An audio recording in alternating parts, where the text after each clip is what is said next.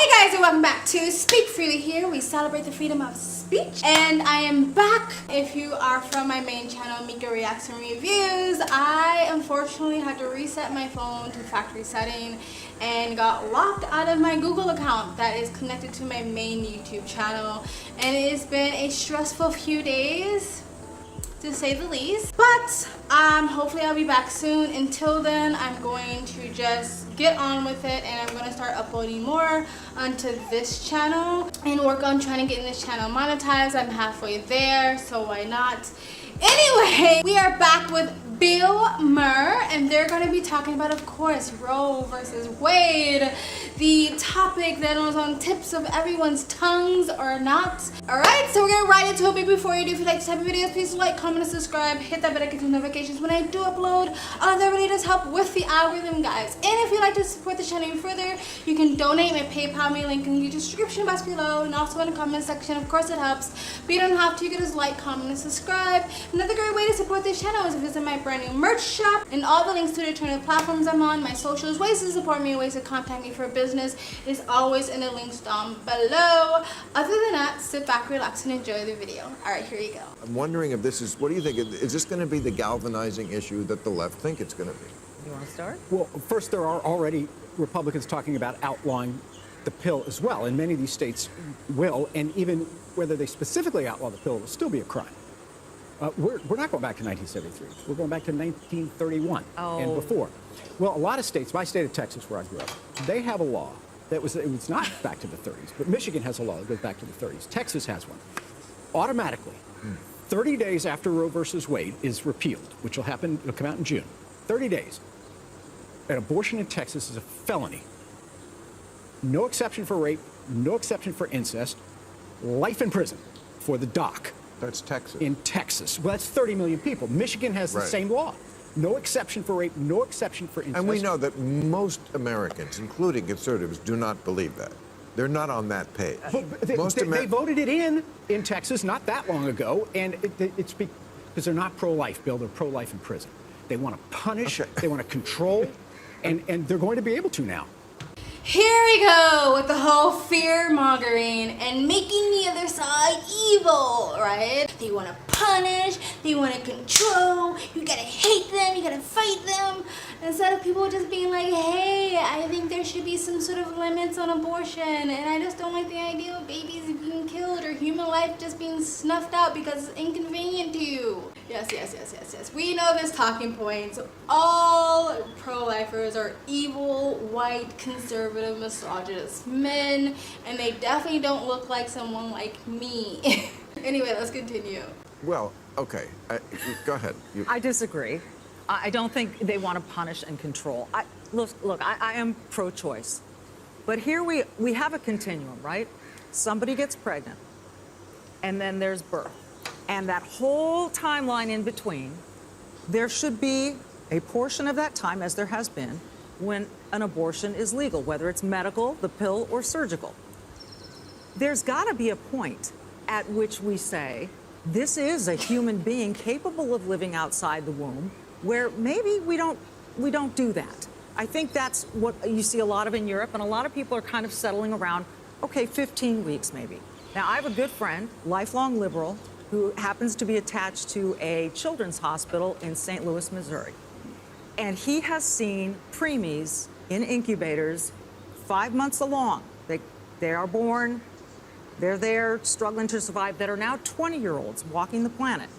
And he feels this is a lifelong liberal, and he feels very strongly about this, that once that baby is viable, why would you extinguish that life? Now, not everyone's going to agree on this. It's going to require some tough work. There are lots of questions. Exactly. The thing is, most pro-choicers are for some sort of type of limits, right? If you see any of these street interviews, Steven Crowder just did an excellent one. When you first ask somebody, of course, their first initial statement is, yes, I'm totally pro-choice, women should have the right, blah, blah, blah, blah, blah, right? Because that is their programming, and so they just like automatically spit that out. But once you start to break it down to people like, oh, okay, so like 6 months, and they're like, oh, oh, well, kind of, there's a little bit, oh, it's kind of like a baby now, like, I don't know. Like, once you really start to spell it out to people, or like even show them sort of the graph of the development of a child, they start to sort of realize, like, I actually do have limits to this. Even if they never questioned themselves before, when you actually put it in front of their face, when you take them out of their mental programming that they've been trained to just spit out and say, regurgitate, and they actually start to critically think about the situation, most pro-choicers, a lot of pro-choicers are either personally pro-choice and I don't want to pressure other people, or just pro-choice with limits. The crazy minority who are yelling and the loudest on TikTok that's like, yeah, it should be literally right before it comes out of the birth canal, and it's not a baby, it's not a human, it just deserves no protection, no love, no affection, no nothing, right? Or even people who think like if a baby survives an abortion, that you should just let it sit on a cold slab of metal and die.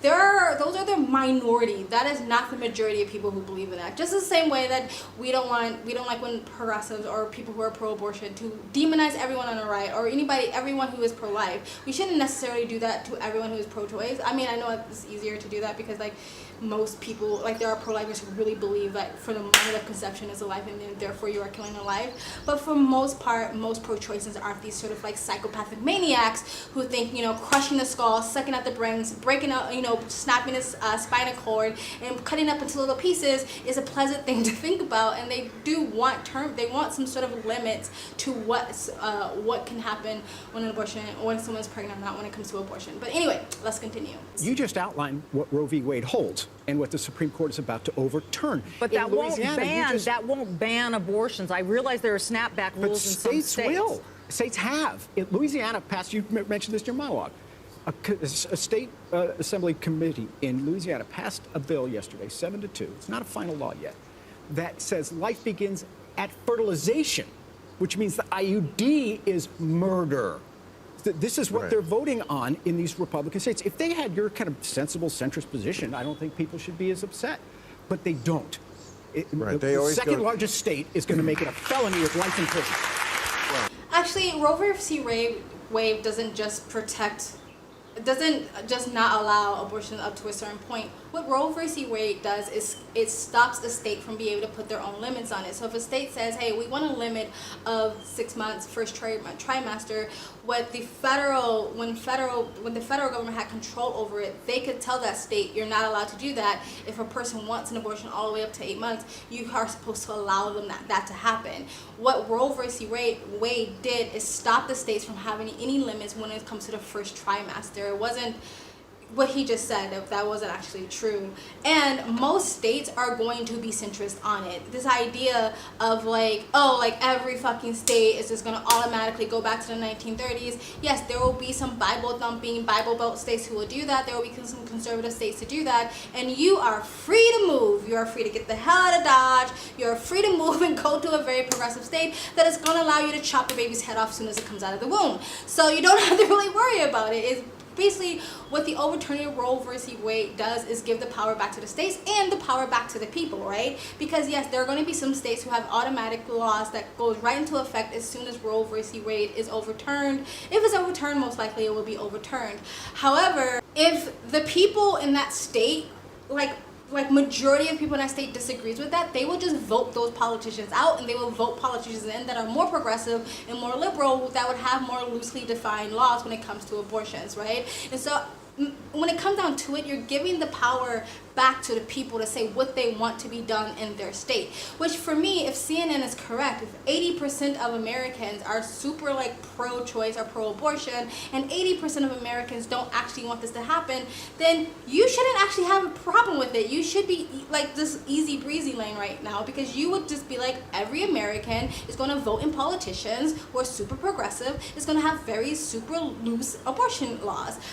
But I don't think that's what they're scared of. I think they know that the majority of people who are even pro-choice want some sort of limits, and that is what they're scared of. They don't want the power to be back in the people's hand, and they don't want the citizens to have a voice when it comes to this, because they know the majority of people are sensible, is going to want some sort of limits on abortion, instead of letting just like this sort of chaos happen where people can literally have abortions up to 8 months, 7 months, 9 months. Like, it's freaking ridiculous. But anyway, let's continue. Yeah, that's crazy. It is crazy. Right? Yeah. And again, just the perspective, most Americans think that's crazy. I would agree. I think probably even in Texas. Yes, they got it passed. Well, I mean, we'll see if something like that holds. holds. In November, the Texas legislature is on the ballot, the Michigan legislature. If you all don't want felony life in prison laws, you can vote them out. Right. Absolutely. Well, another thing I That's learned the this week, I think I maybe knew this, but I forgot it, is that it didn't used to be a partisan issue. At the time Roe versus Wade was passed, it was not a partisan issue. It became a partisan issue because of the Christian right. They made it a partisan issue. They made it so that it became where the Democrats were for abortion being safe and legal, and Republicans were also when their mistresses got pregnant, of course. Right. But in general... Okay, so the guy made the point that I just made, that they will be able to vote those things out. Michigan is well, at least Detroit, Michigan is quite democratic, so I'm pretty sure they'll have loose abortion laws. But that's the point. Like, you're giving the power back into the people instead of making it federally mandated. And I don't really see why.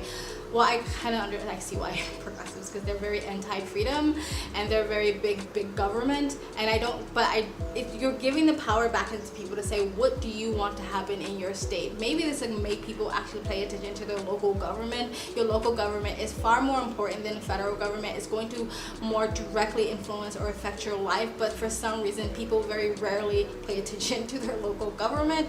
Maybe this will make people look at the local government and say, what do they want to go on in their state? And if you get outvoted, you can move. And I know people are gonna have this argument of like, well, everyone can afford to move. Like, that's such a privileged thing. Like, girl, you can work a McDonald's job for a summer and you will have enough to move out of your state. I did it when I was a teenager. I worked a summer, saved up like $1,500 and moved to LA.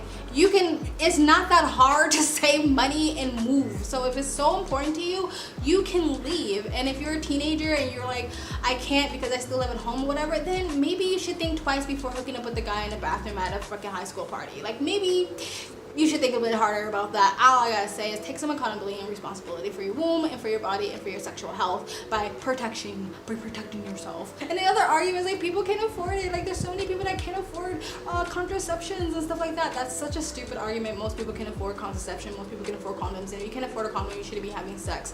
Really, like, unless you live in the boonies where there's like 10 miles each direction from a convenience store to pick up a fucking condom or whatever, spermicide, whatever other prevention methods that you can do to not get pregnant, then there's 10 miles between you and another penis, so it's probably most likely you won't be having sex anyway, so you're good. And this other idea is that people don't teach contraceptions in school is absolutely ridiculous. I took sex ed, and this was like before progressive got like crazy, and I was taught about protection when I was 11 years old. Most people are taught about contraceptions. Most people have access to contraceptions, so that is a failed argument. Anyway, it's going to happen. Roe versus Wade will be overturned, and so a lot of people are going to cope with it, but it's going to happen, and there will be an adjustment period, and people will just get used to the new way of America. I'm actually surprised how moderate Bill Maher was when it came to this conversation. I thought he would be the one going like, oh my god, conservatives are mean, they're evil, they want to control women, they hate women. I thought he would be the main one saying that, but he seemed quite moderate on this topic, and he almost seems a little bit like he didn't want to say too much as well, which I can understand. But I think he's probably just like your basic fucking moderate Democrat or moderate liberal who do believe there should be some sort of limits on this, and it has just gotten too far with overcorrection from the left. Anyway, guys, tell me what you think of this video, what I said, what they said in the comment section below. Please like, comment, and subscribe. Hit that bell to get the notifications when I do upload. All of that really does help with the algorithm, guys. In order to support this channel even further, you can donate. My PayPal link is in the description box below and also in the comment section. Of course it helps, but you don't have to. You can just like, comment, and subscribe. Another great way to support this channel is to visit my brand new merch shop. Links down below, and links to all the alternative platforms. My socials and all the ways to support me is links down below. I also have a second travel vlog channel. I travel as a lifestyle. I live abroad. If you'd like to know where I am in the world, you can go to the description box below and also in the comment section. Hit the link, go subscribe to my travel vlog channel, and or follow me on my travel Instagram. My stories is usually what's most up to date, and you guys have an amazing day. Bye!